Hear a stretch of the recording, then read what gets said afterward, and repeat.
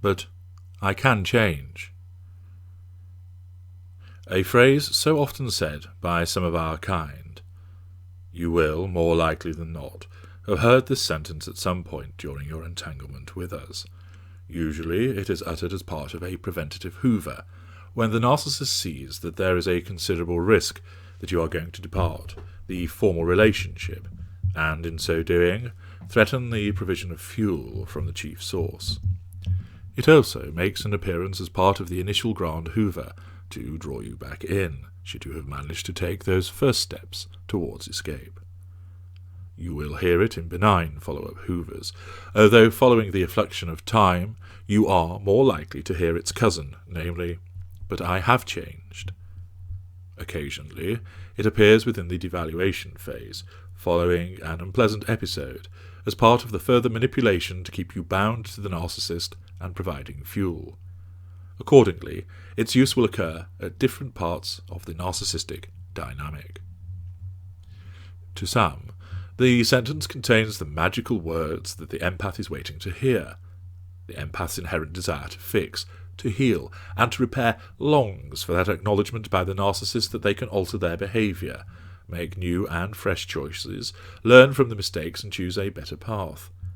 The declarations of a willingness to change is welcomed by certain empaths, and they selflessly accept this statement, believing that all people have some good within, that it is a case of recognizing this and applying a different approach. To others, the words are welcomed, but with caution. Perhaps the devaluing behaviour has been so deep and savage that the recipient is wary, fearful of their hopes being raised too soon. Their inherent desire to see change for the good of both people in the relationship wants to agree to grab this offer with both hands and see to its implementation. But dare they hope that it can be done? Indeed they can, for in that moment, as the cool, hard logic of caution makes its presence felt, it becomes overrun by the soaring emotional thinking that cries out, he has realized, he knows he has done wrong, he wants to make amends, he wants to change. The emotional thinking brings forth those twin sisters of pressure, hope and guilt.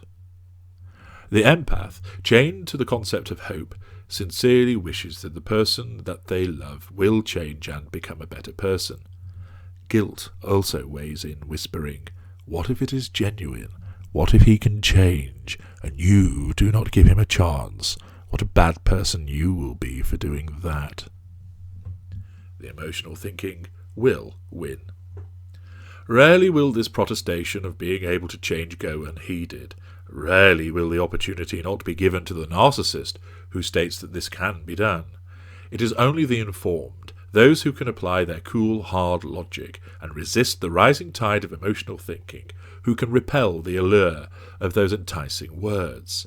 For everyone else, they are drawn into allowing the narcissist a further opportunity to keep they, the victim, in place.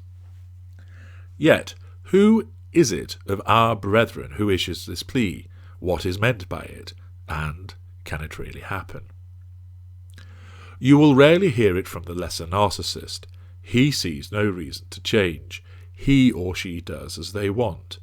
If he smashed up the house or physically attacked you, well, it was your fault that it happened. And once the ignited fury has abated, the best you will get is that the reset button is pressed and nothing is said about the previous behaviour. The statement of change might be issued if the lesser faces a fuel crisis, and in absolute desperation it is blurted out in order to prevent the cessation of his primary supply. But come the morning after, the intention will have evaporated, and any suggestion of change will be rejected. The crisis has been averted, the wound healed, and fury abated, and the entitled lesser is not going to make those changes, not when, of course, it was your fault all along.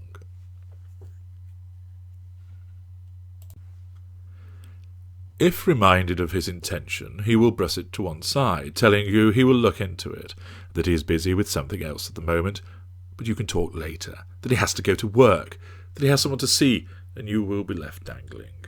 He will not return to the discussion about making a change or seeking help, and fearing a further explosive episode, you do not press further, and there the matter is left.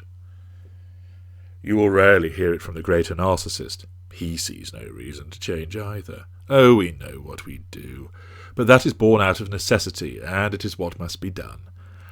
Our needs, superior to yours, require this behaviour, and if you cannot accept it, well, we can easily find someone else who will, because, after all, we are the prize, the champion, and the ultimate. So it's your loss. The greater will not issue this plea as a preventative hoover, or such like, to stop you leaving. True, he will not want his primary source to escape. This is a matter of fuel provision, but often it is more of pride and superiority. After all, the extensive fuel matrices of the greater school, and see the video, The Fuel Matrix Part 3, means that even if the primary source had the audacity to escape, he has plenty of other sources to turn to in the meanwhile. He will, however, not want to suffer the wounding of this primary source escaping, and will want to stop it, but he will use charm and threat to achieve this, not the plea that he will change. It is beneath him. The only time you might hear these words uttered by the greater narcissist is purely because he sees the opportunity for more Machiavellian behaviours through manipulating his victim by engendering false hope. He will see the opportunity to increase his tradecraft through agreeing to engage in therapy. He will see it not as a chance to change, but rather an opportunity to learn more about himself, and why not, since he is such a fascinating creature, understand more about his ways, and indeed take on the challenge of therapists and the like. If he agrees to changing his behaviour and enlisting external advice and assistance, he will also lay down terms and conditions for this occurring in order to further his own agenda. You will never, however, hear the greater narcissist use the phrase, "but I can change," as some part of a disparate plea.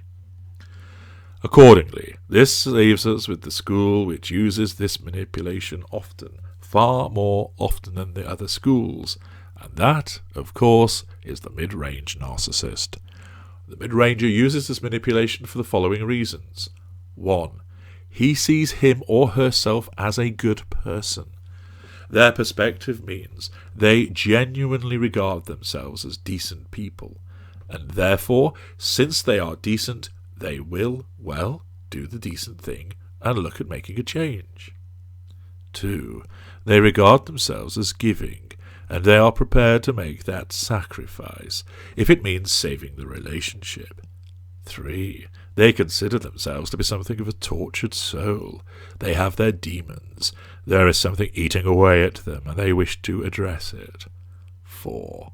They need to be saved, and you are the person who can save them. They lack the pig-headed arrogance of the lesser, or the sneering superiority of the greater. What is behind those driving factors that I have just described? 1. The narcissistic perspective. They consider themselves the one who does good, and it is other people who cause the problems, but because they are so good, they will prove that by addressing the issues which have been raised. This is not because they actually believe that there is something wrong with them in terms of culpability, but rather it is actually an opportunity for them to show the world that they are good, and it is the other people who are the problem. 2. This is the victim perspective coming to the fore. The world is a horrible place, and no matter how much they try to help others, the world keeps trying to bring them down. But that doesn't matter, because guess what? They will rise above it, and they will be the one who takes one for the team, who makes the sacrifice, and does so for the greater good. 3. This is the victim perspective once again. They do not see that they are disordered. They do not see that they manipulate. They are incapable of doing so, because they have no insight or awareness. They do, however, regard this whole concept of being a tortured soul as a magnificent device for drawing fuel. Sympathy, concern, and compassion all come flowing. This is not an acknowledgement that there is anything wrong with the mid-ranger, but rather he blames the demon, whatever that might be, because blame-shifting is a key defence mechanism, and blaming you, the neighbours, The weather or an intangible concept will all work for him. 4. This is the victim perspective once more, but also all part of the sympathy grab for attention. The mid-ranger wishes to draw pity and compassion, but then also be revered, for he is the fallen hero who has been saved, and is then able to rise once more in the magical thinking that plays out in his mind. The middle mid-ranger and upper mid-ranger have sufficient cognitive function to realise that their behaviour causes a problem. This is where many victims, understandably, are fooled into thinking that the narcissist is actually showing insight. Indeed, this often causes them to either think that the narcissist is not a narcissist, or that he is, but he can actually change. The middle mid-ranger or upper mid-ranger may acknowledge that his actions cause hurt and problems. However, he or she will never accept ownership of the hurt and problems. For instance, they might say, "I know that when I disappear for a few days you are worried sick, but I need space because you are always pestering me. I understand that you are hurt when I say certain things, but I am under pressure at work at the moment, and you aren't helping when you question me about why I am home late." They can see the consequence, but they will not own the consequence. They are configured not to do so. As is always the case, the uninformed victim accepts the third-party explanation as the cause of the errant behaviour, or self-flagellates and the victim blames him or herself. So, the cause of the problem is regarded as pressure at work or the pestering of the victim. The mid-ranger will state he can change, and, moreover, he will also act on the declaration, which again sows the seeds of false hope, and ensures that the victim remains in situ and providing fuel. This is just a further part of the manipulation. The mid-ranger may become more attentive, does not dole out silent treatments, removes the manipulations and stops sulking for a few weeks. This is a respite period. And he has implemented this because when you said you would not leave, you became painted white in his mind again. Because you did what he wanted. You succumbed to his control, and your gracious behaviour provided fuel. The golden period returns. And this is what powers his altered ways. It is not because there is any recognition that he must change because it hurts you. The alteration is because you have done what he wanted. Thus, his split thinking makes you white once more, and this is what keeps the devaluation at bay, but only for a while. Naturally, the unwitting victim, having seen changes effected, but not knowing the real reason behind them, is conned into thinking that these changes can happen again, and therefore when the plea, "but I can change," is made at a later time, the victim is swamped by hope because it happened before, thus it can surely happen again, and consequently the cycle continues.